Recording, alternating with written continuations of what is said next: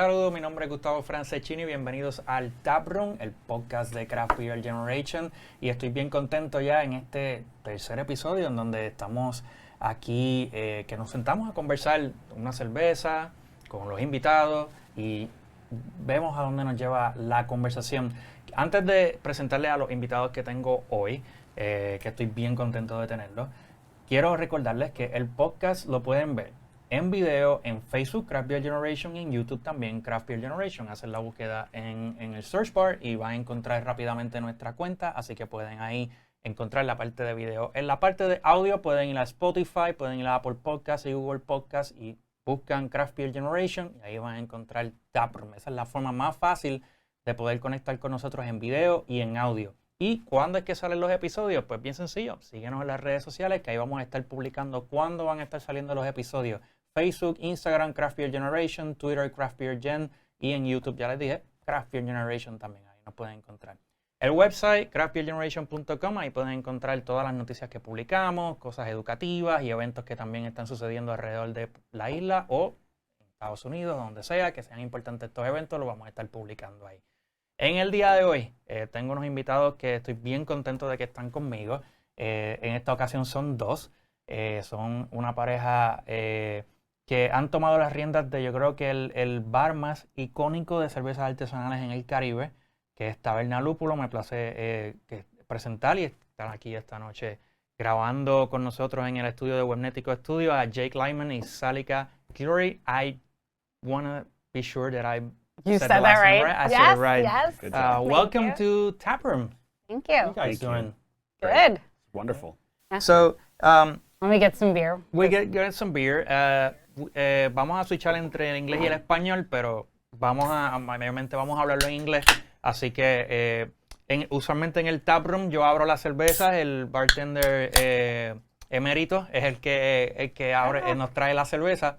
En esta ocasión, como se hace a veces en los taprooms, que la visita trae cervezas para compartir y para probar. Así que en esta ocasión fueron ellos los que trajeron la cerveza. What are you guys having there? I totally just made a mess pouring this, so excuse don't my worry pouring job. I don't get a lot of practice.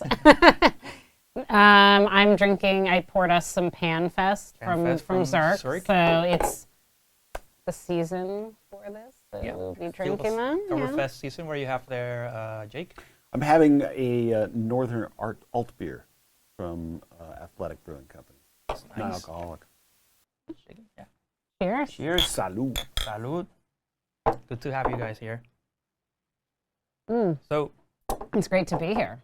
yeah, there's a lot of stuff that I wanted to talk to you guys about. But first, I want you guys to let the people know who you guys are, where you come from, especially since what's the year you came to Puerto Rico and the first time?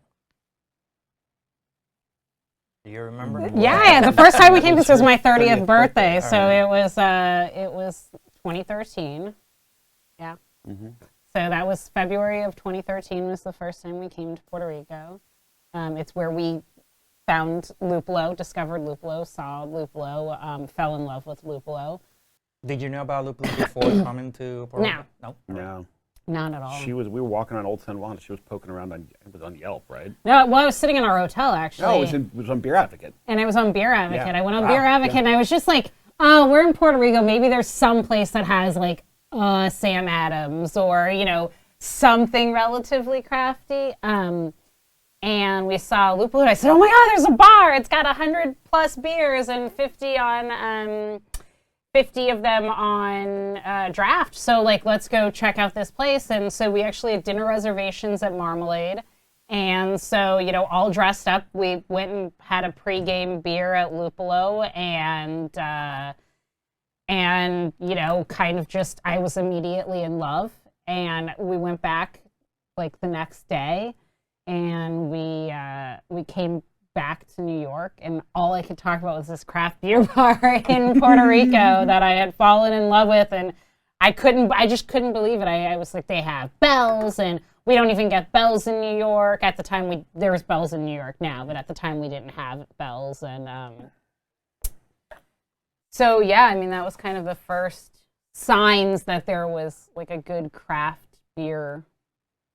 There was something going on in Puerto Rico.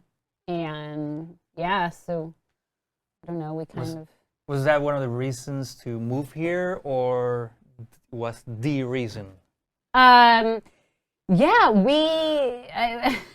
It's complicated. It is. It's really complicated. I think I would say that by the time we had the idea of moving here, the fact that there was a burgeoning craft beer scene played heavily on the decision. Yeah, because it was the industry that both of us were in. And so there was this sense like, well, maybe we could make a go of it. But the truth was that when we moved here, we were very much of the idea of like, we're getting out of New York City and let's just try to go do something. It'll be a reboot. Maybe we'll, I don't know, who knows. We'll go work in a bar for 6 months and, just be on the beach. And we put a bunch of our stuff in storage in New York City, and we moved without jobs. Yeah. So, and our stuff is still in storage in Long Island City. So, 2013, you moved when to Puerto Rico?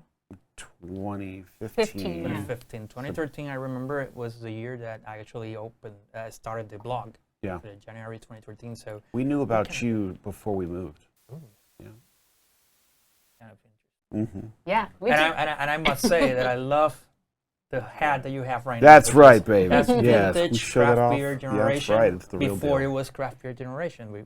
When it was craft beer Puerto Rico. And that's, I already said this in an earlier episode about craft beer Puerto Rico and craft beer generation, how it's not the same anymore. Its name and brands change. But that's a whole other story for a whole other podcast. So I love the vintage. I don't have any of those hats anymore. So kudos that I hope that has any other monetary value in the future. You'll never see mine on eBay. Exactly. So 2015, when did you guys acquire your part on Lúpulo? In 2016. So we like, How do you get there from... Okay. Yeah. So, we came here in 2013, and that was in February, and we were back here in November because, it started to get cold, and that Puerto Rican air had just like hit us when we walked into the airport, and it was kind of intoxicating and euphoric. I don't know what you want to say. Something had hit us, and we were like really kind of in love. And, it's a 4-hour flight. There's not time zone changes. There's no passport. It was like, at the time, it was really cheap. I mean, it's gone back and forth, obviously, during the pandemic, but, it was really affordable to come down here and take a quick weekend. So we did that. And then, I was, in my bored time, I was looking on the internet and like what's going on in the Puerto Rico beer scene. So we knew when Rincon Beer Company opened up, and we looked into that and saw that there were people that were doing that were involved in craft beer here, and it made sense. But I just kept talking about it, and things were going on in our professional lives in New York, and it was like complicated. It wasn't as fun anymore, and yeah, we were drunk at a sushi place after being at Brooklyn Brewery at a failed event that I had scheduled, and kind of just like, I really want to go to Puerto Rico, and Jake's like, we should just move there. He says that didn't really happen like that. I know that's basically how it happened. I don't think I've ever said that didn't happen that way. I think I said, no, we can move there. Because I figured it's what you were thinking. And we just kind of, we like did the math, and then we came here for a week. We met Chris again. We met Preston, who was one of the people that co-founded the bar, and we met Rob, who became a good buddy of ours, and all in that week. And we, people were like, well, that the economy here is really bad, right? That the tax rate's at 11.5, and everyone's like talking, and we're like, it's hard. Right? Like we're gonna come here, and we're not trying to sugarcoat it. Like if it, whatever happens, happens. And I reached out to, I knew that I worked in before moving here, I'd worked for 2 different distributors in New York and Boston. They were major beer distributors. I worked in their craft divisions. So I knew that beer had to get here some way. Mm-hmm. So, you know, I found out about Carlos Delpine, who at the time had Craft Beer Puerto Rico, Craft Beer Distributors of Puerto Rico. So I reached out to him and was just, you know, hey, what's going on in craft beer? Here's my background. Like, are there opportunities? You know, I limited Spanish. I French in high school and college. So, you know, like, I am not great with languages. What's going on? And you know, some conversations later and him calling some people up, and I ended up working for him for a few months as director of sales for him, and got to know some bars around the island, you know, saw like the great things that were happening in craft beer, saw the bad things that were happening in craft beer, like where there were pockets that weren't growing, where there were pockets that were growing. And yeah, I mean, I guess like I started that in the towards the end of 2015, like not long after we'd moved here, and then I guess it was like by February of 2016, Preston had approached us about starting, you know, investing in Lúpulo. He wanted to work on other projects, and that spiraled the conversation, and 9 months later we had a bar and also a baby. A baby, yeah. Well, we didn't have the baby. We had the baby 9 days later, but you know, we got the bar, and then 9 days later we had the baby. Both at the same time. Yeah. So anyone who came in that first like year, if we were there, probably met our daughter, who is now almost 5. So. Wow, time flies. Mm-hmm. So I remember when you guys told me about, we acquired Lúpulo, and it's like, oh, this is gonna be. It's very interesting what you're saying, because I had this conversation, not this exact conversation with Lizzie, which was on the previous episode, and we talk about craft beer and Carlos and how the industry at that point, which was, I was there in I think end of 2014, beginnings of 2015, and how, you know, the South was not developed, and some of the parts that were there, not there, but and the kinds of beers and some of the issues that some of the businesses have, that I don't want to get your beer because if the gas station in front of us has the beer, so you're not giving me any kind of value to my restaurant because you have the same beers in the gas station. Right. It's not wrong, but it was difficult to sell in the South. So it brings to my attention what you said. So since you acquired Lúpulo, and definitely there's been a lot of changes, meaning in the business. Lúpulo, I mean, it has changed. You go there. And also not just the products, the care for the products, I think you guys you really care about the product, and I really like that, because not most businesses do. Yeah. So it's important to note there are also fewer penises on the wall. Oh, all right. Yeah, yeah. The graffitied ones. No, it's true though. Not decorated. A lot of people remember Lúpulo as being a really divey bar, and it was covered in graffiti for a really, really long time. And there was a lot of intentionality behind, I guess, cleaning it up a bit. Yeah. For us, I mean, you know, there's nothing wrong with being a dive bar. Like, we enjoy dive bars a lot. Yeah. There's a point. There's a limit. All right. There's actually, we can diverge off into this, but there's a certain point at which, like, if you want to care for the product, you have to make sure that there's not, like, you know, crap falling off the walls and into the beer. And if you want to be able to, you know, have a functional business, you need to be able to have it be open and comfortable to a lot of different kinds of people. And, you know, there's a certain level of decorum that's required in order to be able to make that happen. Yeah. So. You know, and there's also the fact that, you know, craft beer is a premium product in a lot of places, especially in Puerto Rico.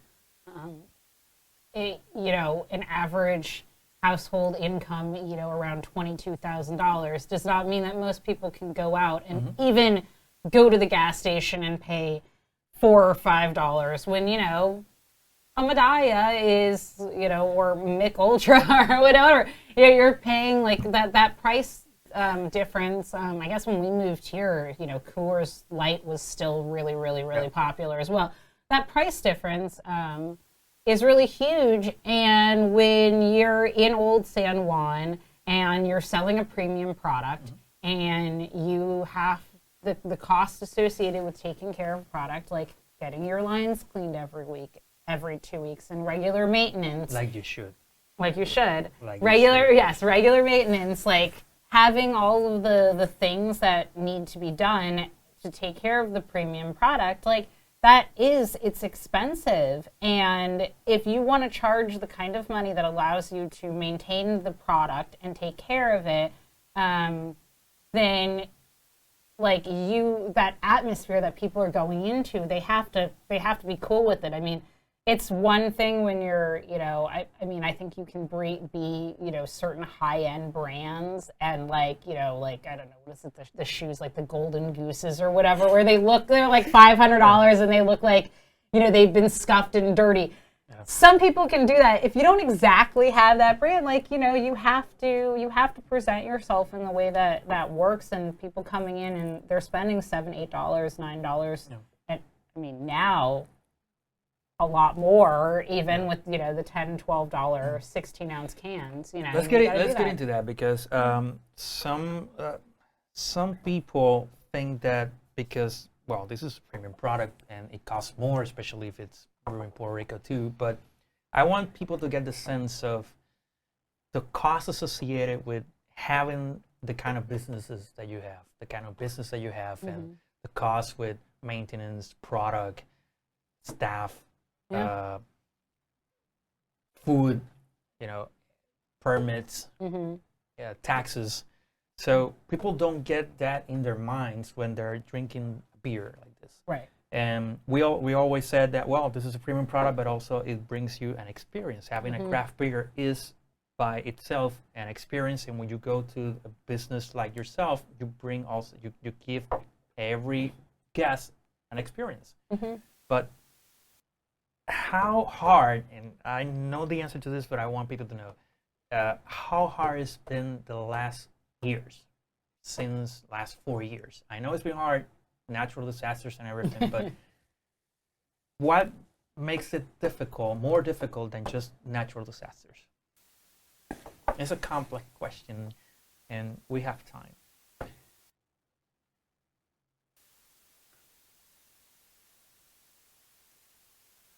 That's a really big question. Yeah. Okay, so in Puerto Rico, the cost of the liquid alone is significantly higher than it is, for example, in the States. Most of the beer, 2 to 3 times. Most of the beer that we serve, particularly draft, is made. A little bit comes from Europe at this point. A good portion of it comes from the USA, and a big portion of it comes from Puerto Rico. And so the liquid that's in the glass, it either had to travel a long way and then get taxed heavily, or it had to, or the raw materials had to travel a long way, get taxed heavily, get turned into beer using really expensive energy, and then get taxed back on the way out. So it's outrageously expensive. I was a general manager of a place, a big craft beer bar in New York City, and I did not have choices on the how I priced the beer. I had to do a mandatory markup of 600%. This was all the way down at Wall Street, and it was an aggressively expensive craft beer bar. That said, we did huge volume, and it was a really, really fun place. But it was really expensive because we had to pay a huge amount in rent. In Puerto Rico, the rent's not nearly as high as it is, let's say, on Wall Street, but the cost of almost everything else more than makes up for that. But we still have to deal with the fact that you can't charge more for a beer in Puerto Rico than you can, for example, in almost any other market. There's still an upper level by that. I mean, we're in a tourist district, and even though about maybe 50% of our business is from tourists, they're not willing to pay more than what they pay in the States for a beer. But the truth is that we don't get even close to that markup. Like not even close to the markup that most bars are used to in the States, and yet we have the same product, which is much more expensive. So, which is to say that it's really a labor of love. I mean, everything is much more expensive. The cost of goods sold is much more expensive, but the price that we can charge is absolutely not any higher. Yeah, I mean, it's, we've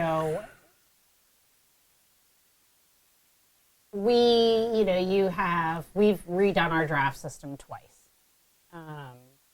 So the first time was like kind of it was within the first like 3 months of owning the bar, and we bought the bar. Next month will be 5 years. So it was November, so right before busy season, right before our first Sanse, right before kind of everything, and with like a new baby.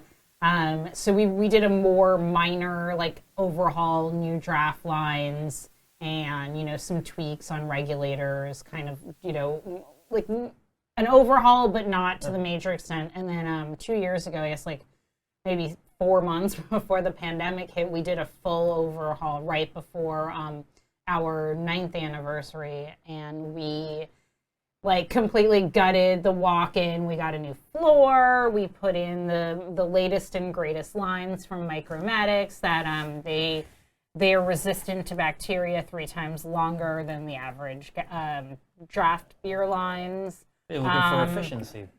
And they just to keep everything nice and clean. We love things nice and clean in our head room.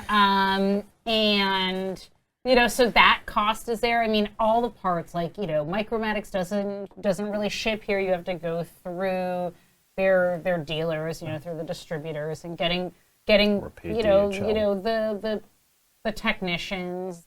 There aren't that many on the island. We get our draft lines cleaned every 2 weeks. Every single 2 weeks, we have the calendar on our draft board, so you can tell when the lines were last cleaned. So that's a cost. We talk about permits every single year. You have to get those done, and yes, you can do them yourself, but no one has time for that. So you pay someone to do them. I mean, you could, many weeks. No, your business would fail. It's like Spaceballs. When the president is running through the ship, he's like, if I walked, the movie would be over. Literally, the business would go out of business if you waited to try to do all your permits by yourself. It's just, you can't. It takes way too long. Yeah, and there's always, I mean, we are so lucky that we have, great permit person. We have an amazing CPA. Like, if we didn't have a CPA, on our side to, run some of these things, it's really hard. I mean, we had a hacienda tax issue that lasted from March until the day before our 7% reduced tax for prepared foods was about to expire. Because when they switched systems and they had to input the IRS taxes, or not IRS, but the hacienda taxes from their old system into Surrey, they missed an entire tax line. Oh, wow. Which was all of payroll. Wow. So when you miss that, it looks like your business is super profitable. Yeah. And all of a sudden we got hit with a very, very large tax bill. We were many zeros. Yes, lots of zeros. Many zeros. Wow. And we were disturbing looking at that every day for 6 months. Yes, and in May we got the oh yes, we noticed that this is a zero, as we told them, hey, we noticed that this is a zero. That's not our electronic filing, and that took then they said, whoops, you're right, that's totally our fault. Also in May, 3 weeks later, they're like, yep, we made a total mistake, but we really can't figure out how to fix it. Oh. So just give us a little more time. Give us a few weeks, and that took us until then. And it was the day before, and we're calling our CPA, just freaking out, this is ridiculous, because if we don't have the reduced tax rate for prepared foods, either we don't tell our customers and we eat that 4.5% until we get everything worked out, or we tell our customers, but then we have to explain to them the story, because they know, the reason is you have a tax debt. But they don't know, we pay all of our taxes. This is their, problem. Then you're having to explain. And it either is, it's a small business. So both of those things, would have impacted us. And thankfully it got fixed, but it's, it's At just the el- another. at the- This is another thing. At the top of 11th another hour. thing on top of Yeah. Yeah, this. I mean, but the genesis of this, the question here was, what is it that's difficult beyond the natural disasters? I think it's really hard to step beyond the natural disasters because it's all kind of tied, into the same thing. I think that the problems that the government faces are also related to the natural disasters. And some of those natural disasters are man-made natural disasters, if you will. But there is a lot of this. It's not just the governmental inefficiency. It's the extraordinary lengths that you have to go to open the doors every day and to be able to keep them open that just don't happen really anywhere else. I think pretty quickly you see when you start running draft beer in a building that was built in the 1760s, and it's 95 degrees outside and the sun is shining on your tap wall, you see really quickly why people don't do it here. So I think that it's, I saw pretty quickly why the chinchorro method is what it is. Like everything is built to be able to make that pretty simple. What we do is outrageously complex and it's really difficult. You can see why a lot of people don't want to do it.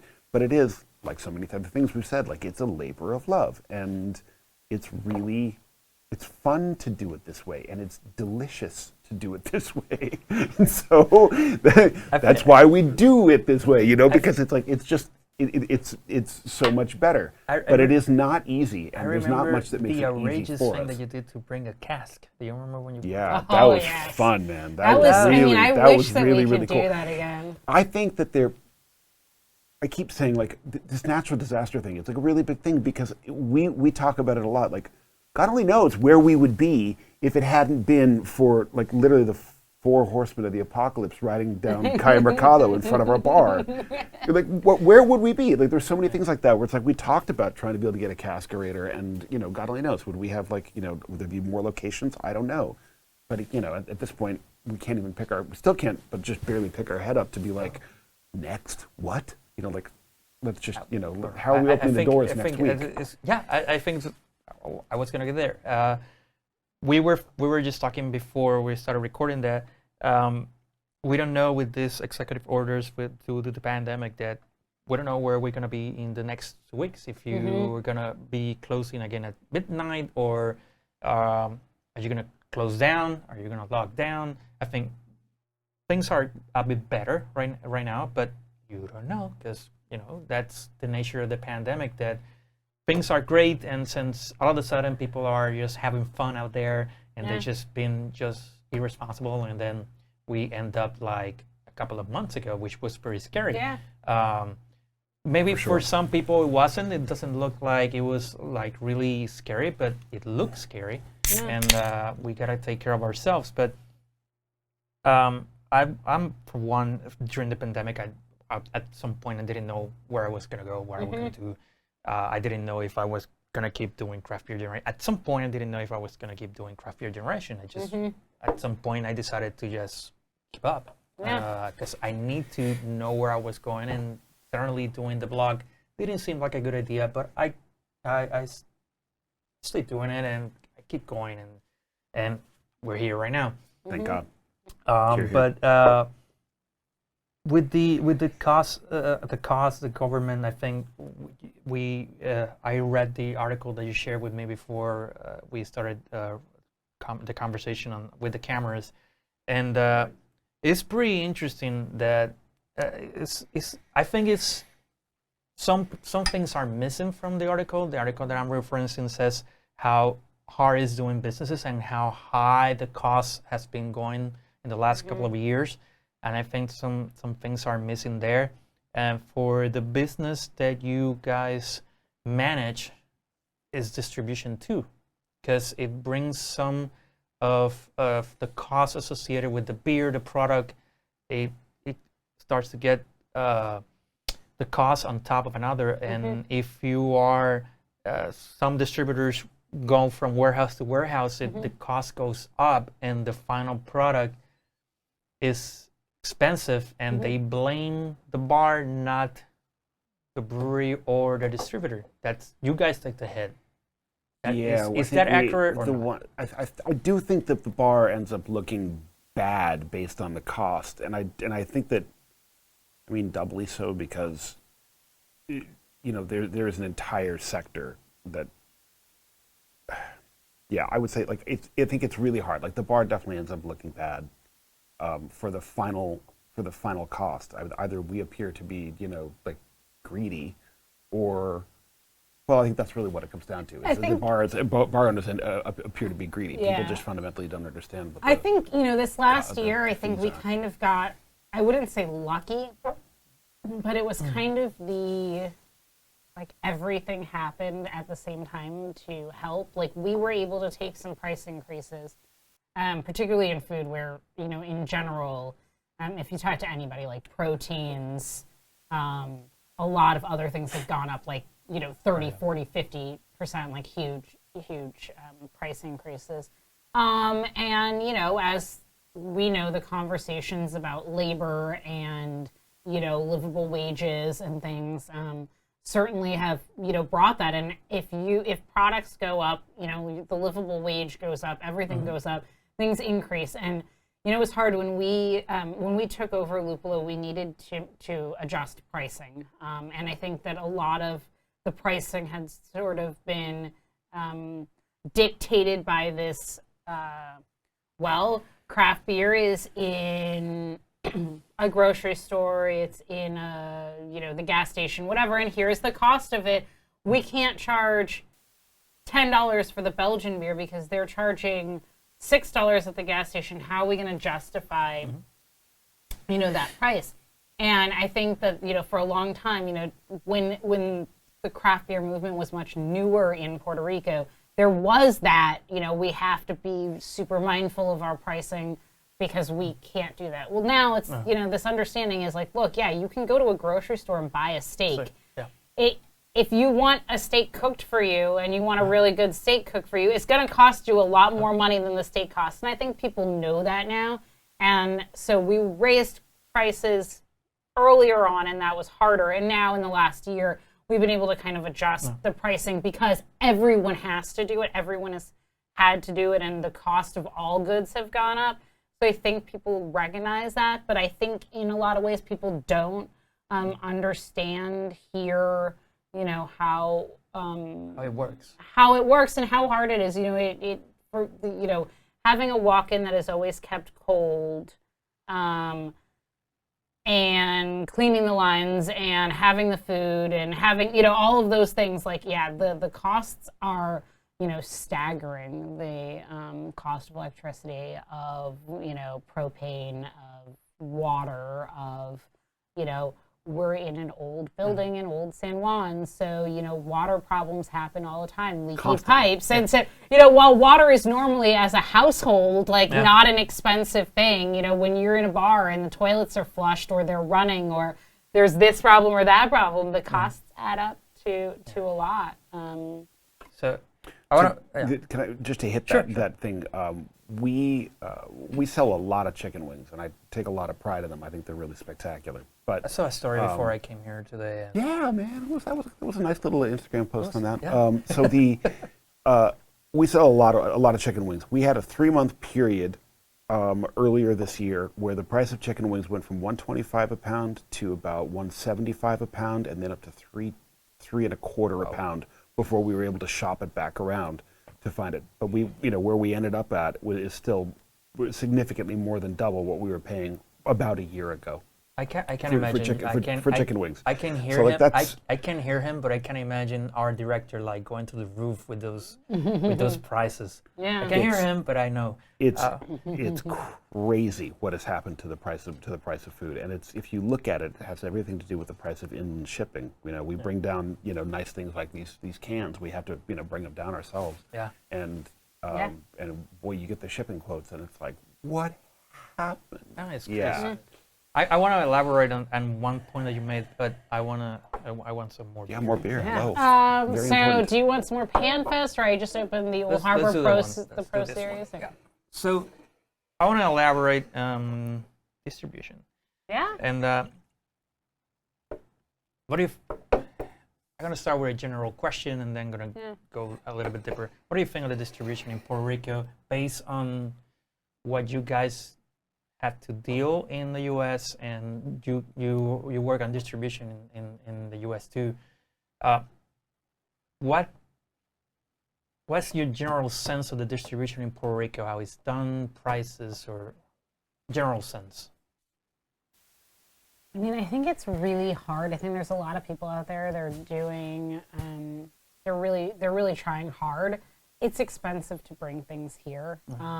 Like Jake has mentioned, like we've brought a couple pallets of Crowler cans, glassware, things like that. We buy in large quantities in order to freight ship as opposed to mailing it, just because like the pricing is so cost prohibitive when you do things by mail.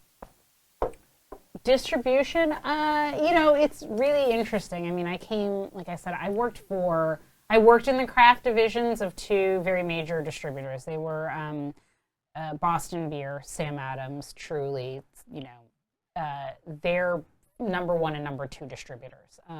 And the distributor that I worked for in New York was 50% of all beer sold in New York was distributed by them. So my background is from like super huge companies, like complex organizations. And here, like there's a lot of things where I think that a lot of the bigger players have had a struggle trying to get into the craft beer game because it's really, really challenging.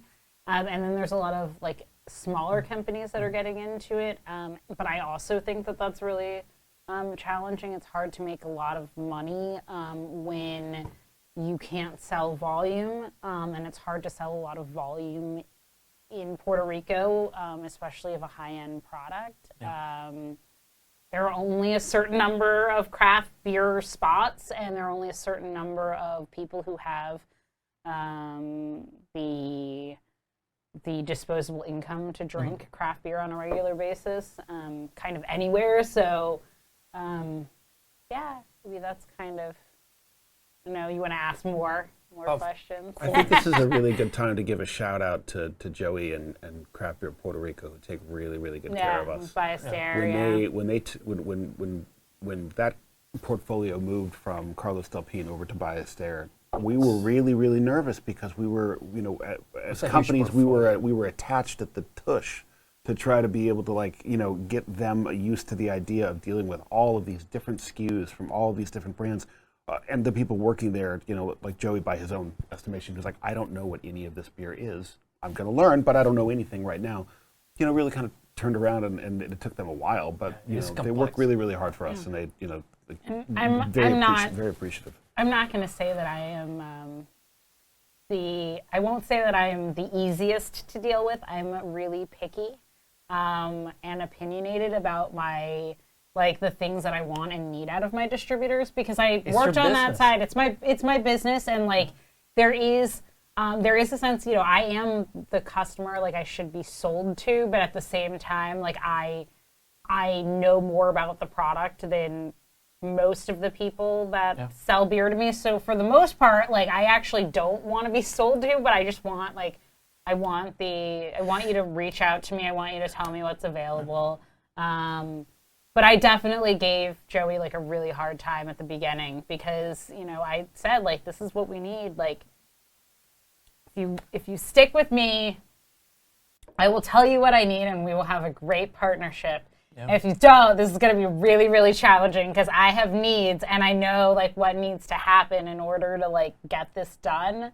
And I was pretty, I'm pretty passionate about the beer program.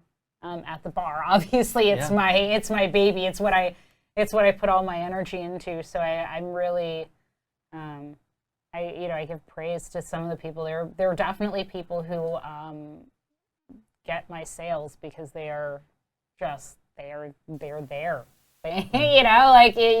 They reach out to me. Showing up is 3/4 of doing a good job. There really are.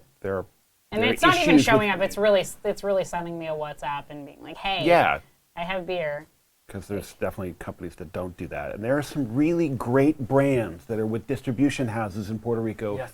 dying, and it is painful to watch. Yeah. Yeah. There are. That's a really sad thing.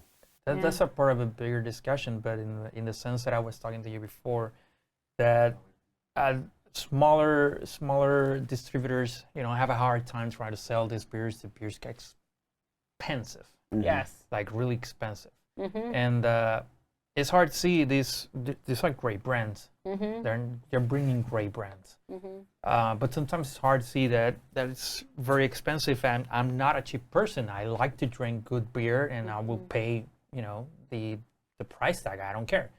But it hurts because I know that not many people will pay that Yeah. for a beer, and the markup for you guys gets smaller when the beer is that expensive. Yep. Yeah. So the question I think that may be coming here is, do you think that it's good for the market? I mean, yes and no. It's That's really the question. I like this conversation. It's hard. I want craft beer to be more affordable to everyone. What we sell, it's artisanal products. To me, it's people's passion and their hard work. We're also foodies. We like to eat. Like to me, like this is an artisanal thing. This is thought about and created by hand, and especially like at this point in Lupulo's life, we sell a significant amount of local beer on draft, like very, very large amount of local beer on draft. And so for us, it's like it is a like that's important. But the money, the amount that it costs, like it's hard. But I want to have everything. I want to have I want to introduce everyone to what there is in all the markets. So it is important to have the super hype stuff. I'm old school. I think if you were a fly on the wall in our house, when I opened some of these beers and you got like the unfiltered, no one's asking me from publications opinion about beer, it would be kind of surprised. There's a lot of hype beer that's like not at all my style. But it's people like it, and it's really important to have it. I just wish that it was a lot less expensive. So I would, I guess, elaborate on 2 points of that. That number one, I really hope that we don't start to see these beautiful, once fresh, very expensive IPAs dying on the shelves of, or any style, not just the IPAs, but that's an easy one to point out, dying on the shelves of even your finer liquor stores, much less many gas stations and various other places that they may land. Ultimately, who loses when that happens? Well, the answer is certainly the merchants lose because they hold on to a bunch of really expensive product that they wish would sell. But craft beer in Puerto Rico loses, and the reason that craft beer loses as a whole movement is that merchant is less inclined to buy again. The person who eventually does buy that beer is like, what did I just waste my money on? And so what we have is an entire sector. Maybe it's just one barrio that is now going to be somewhat turned off because the local colmado took a chance. It didn't go well. They weren't marketing it correctly. Things were too expensive. Something died. The wrong people drank it. You've got a whole situation. I just hope that that's not what goes on. That's where the distributors need to be able to go and support the merchants. If you can go there and support the merchants to help educate more people in the neighborhoods about why they should be drinking that beer, I think you're going to have a better opportunity to sell it. Yeah, that reminds me. When I started working with Del Pin and craft beer distributors, I was in charge of the South region that Lizzie gladly gave to me to work on. And I think the first business that I visited, gas station, Gauco. I was gonna go in, get to know the client, see what the inventory that they have, and in the warehouse that they have in the gas station. And first thing I saw there have been installed IPAs over there. From that very moment that I saw there, I said, this has to be old. This has to be way past the date. First can that I hold to my hand, by 3 months. Yeah. And for those that don't know, IPA, as time passes, the flavor changes. The hops, they change this flavor. It's a whole other product and at the moment that you taste it after 3 months or so. You don't have the experience that you should be having, the experience that the brewer intended.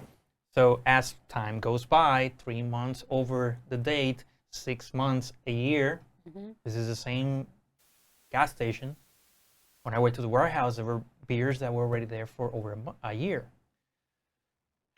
It was very hard. And then try to think that I'm going to be doing this in the South region. It was really hard. Yeah. I barely moved the needle. The South in 2014, 2015.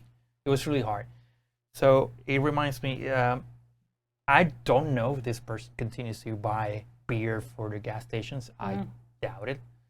But some others that I took the time to, as you say, distributor myself, and I was with the client educating them on what they should be buying, see the patterns of the clients, what they're buying.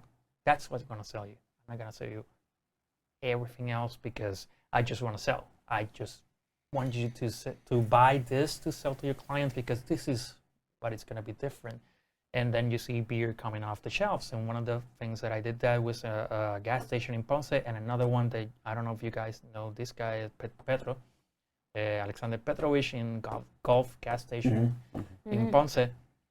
This guy is buying new fridges every time, new coolers, and he's doing pretty well because he knows how to do it. He knows what sells to his clients, and that is very different. Is it really, and I'm going to get deeper, is it really into the market that getting these new, smaller distributors, is it doing any help or not? I don't know yet. I think it's a little hard to say because, like, the pandemic is kind of done some weird things. Like, let's say a year ago, I was really hesitant, with all the new beers coming in, the pricing. Right now, it's really hard to know because I don't go out as much as we used to, like seeing stuff. So I'm not sure like where things are being placed. I know one of the things that happened with Carlos was was the like he was the big company with all the brands. I mean, not in no way big, but like for craft beer was the big guy. And, his, thought was like, if I can introduce these beers to the most people and have them see it, then we can, get this going. Yeah. And with the smaller guys, I think a lot of them they're industry professionals who have, they know the market, they've seen the market. Yeah. So they are definitely people who are, like aware of where to go. So I think there might be like less places that they're being placed that are dead, like dead spots. They're not going into just this, the whatever gas station. But I mean, I see it. It's hard for me. Like our business, people come in, and even though I have, I don't know, I think last time I looked 163 beers like 2 days ago or something like that. People gravitate towards the draft. And that's, it's a big thing. There's a lot of breweries on the island that don't do anything other than draft. So people go to draft. So for us, like having a lot of packaged beer is hard. I have to be really selective because I don't want it to sit. And so I don't know. I mean, I like a lot of beer coming in, but I'm also like I'm very aware, like you are, that there is like there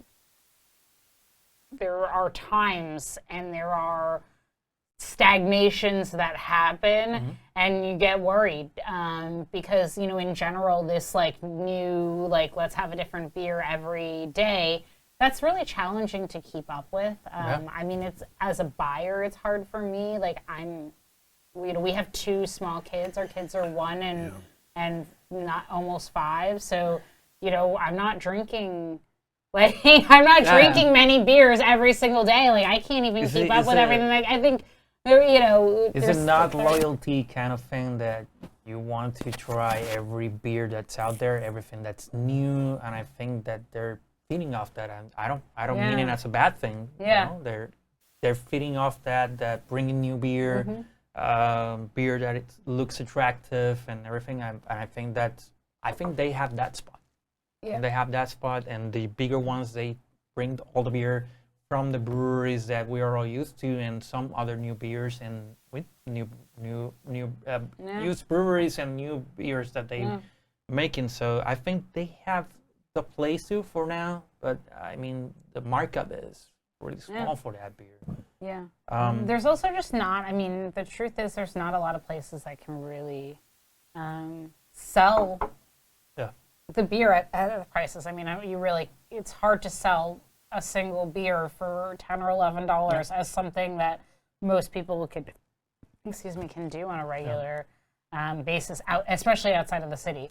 So yeah, I'm curious to see how this evolves as as we've seen in the, I don't know if you want to call it the craft beer world or whatever. There were a lot of people who had their predictions about seltzer and have lost big because they saw everyone was drinking inside, and then we all got freedom-ish, to an extent, when the vaccinations came out, and so then it was oh, we want to go out. So a lot of that package sales really died down. So people that were predicting on that, Boston beer, lost really big. Yeah. So we'll see how these next this next year kind of plays out in what's going on here and those new beers and the new distributors. I don't know. It seems hard for me to imagine when I do the math how that's a viable long-term businesses. But we'll see. Yeah, I also wonder, I think about whether or not it's good for those brands, that are being brought here. I worry that, again, that, a certain amount of their beer is going to get into the wrong hands, that it's going to sit for too long, all the rest of that stuff. Is it really good for these brands? That's a tough question. They're a long way from their home market. And obviously, we've definitely seen that as the brewing scene here has expanded and the quality of the local beer has expanded, the taste for local beer has risen, which we pretty much expected was going to happen when we moved here.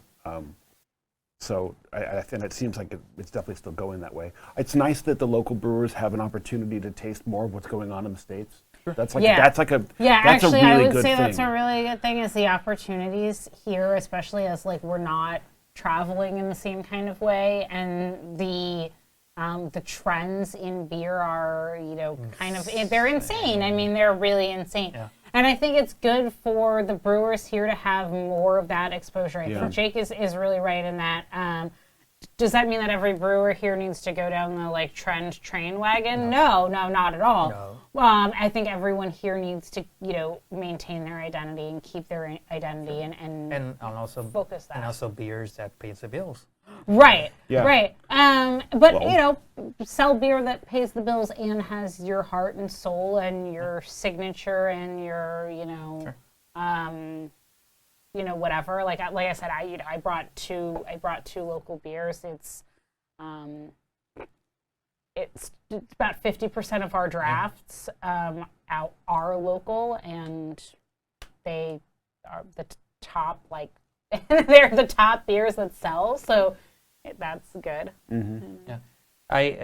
Everybody, I think, would be really helped by reducing the excise tax on alcohol. Sure. The brewers get taxed intensely, and the help that they get from Hacienda is so minimal when they need to be able to do transfers and things like this. It really inhibits them. I think that the local brewing scene could explode into a gigantic export market if there was if the taxes were lowered and in fact if production was incentivized. Yeah, I think that's one of the issues that I talk about the most is that, I mean, in a whole sense, not just the beer scene, but if you want people to rely less on government help, help them Yeah. be successful in their businesses. How? Just don't make it hard. Yeah. Don't make it hard. Don't make it expensive. Yeah. If you make it expensive, people are not gonna flourish in their businesses, especially breweries. When you got the taxes, but also you got this people from Hacienda that has to go to the brewery when they have to, fill their kegs and the cans and the bottles. I was just gonna say that, I think that's something that a lot of us who are really heavily involved in the craft beer scene here know, but I think maybe other people who are tuning in don't know is that, Hacienda, someone from Hacienda, if you don't live here, Hacienda is the treasury. They have to be there for the transfer of the beer, and we had a local brewery a couple of weeks ago. Every time it goes from one vessel into another. Well, not into just, the keg, not just simply kegging or bottling. That means every time you transfer it, it goes into a bright tank. Every time you transfer it, they have to count gallons. So we have this. We have these issues. Where last week, we had someone who, a newer brewery. And they couldn't make deliveries the day that they wanted to because, their Hacienda person had a car issue. It literally was a car issue. Yeah. I was like, my Hacienda person had a car accident or whatever. And so I couldn't deliver beer today because they couldn't be there to release the beer. Yeah. And, we're talking about, when we're talking about these small businesses, I say that, as a business of Lúpulo size, we collect a lot of sales tax.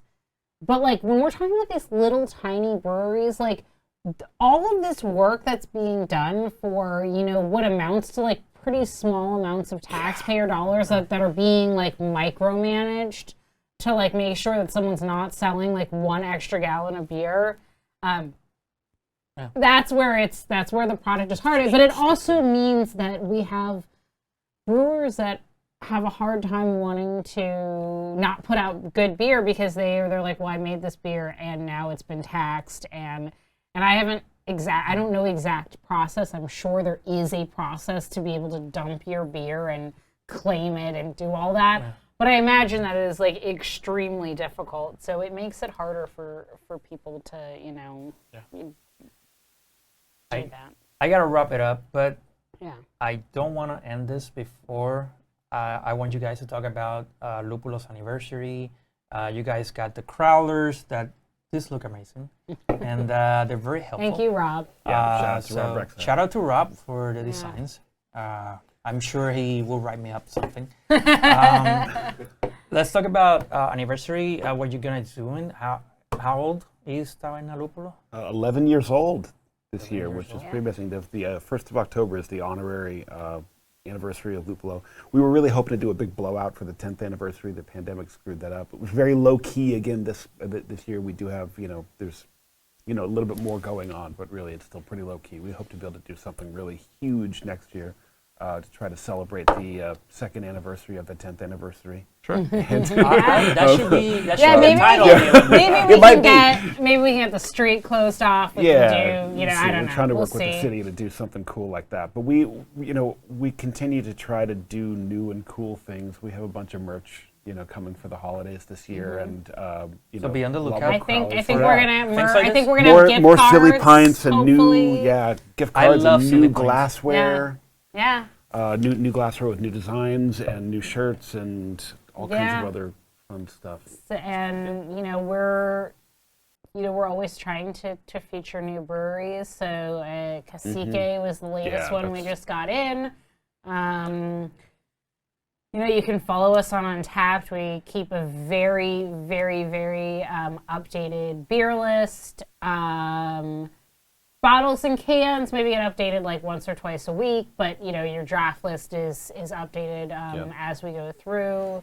Advent calendar is coming back this year. I think That's we're gonna. exciting. We did some beer advent calendars last year. They were pretty successful. That's very interesting. If you guys want holiday parties, reach out to us now. They're starting to book up. Yeah, so we have a lot of things going on. If Sanse happens, it'll be your craft beer headquarters. So we're hoping for a lot of that. We're always there trying to present all of the best craft beer that you can get for the novice, for the craft beer enthusiast, for the person who's never had craft beer. Like we want to be that one-stop Sure. shop for the best in bottles, cans, draft, obviously draft number one. So local, all of that. So I'm going to wrap it up in Spanish. Okay. You can follow, pueden seguir a La Taberna Lúpulo en Instagram, en Taberna Lúpulo with the LA, right? Yeah, La En Taberna Facebook, Lúpulo. en La Facebook. Taberna Lúpulo en Instagram y Taberna Lúpulo en Taberna Facebook. Lúpulo en Facebook, los pueden seguir, ahí van a poner todo lo que son los eventos, todas las cosas que pueden hacer. Visítenlo en la calle San Sebastián number 151. 151. That's on the corner, so you can't miss it. You can't miss it, and if you miss it, just ask around or just Google Map. It's very easy. Use your you know, nose. you Smell for the can- beer. Yeah. Yeah. Así que visiten Taberna Lúpulo, de verdad que la selección de cerveza siempre está muy buena. Pueden seguirlos en OnTap. Yo voy a poner todos estos enlaces y todas estas páginas, las voy a poner en la descripción del podcast para que sea más fácil para ustedes para accederlos. Síganlos, denle follow, denle like, todo para que vean el apoyo que tienen.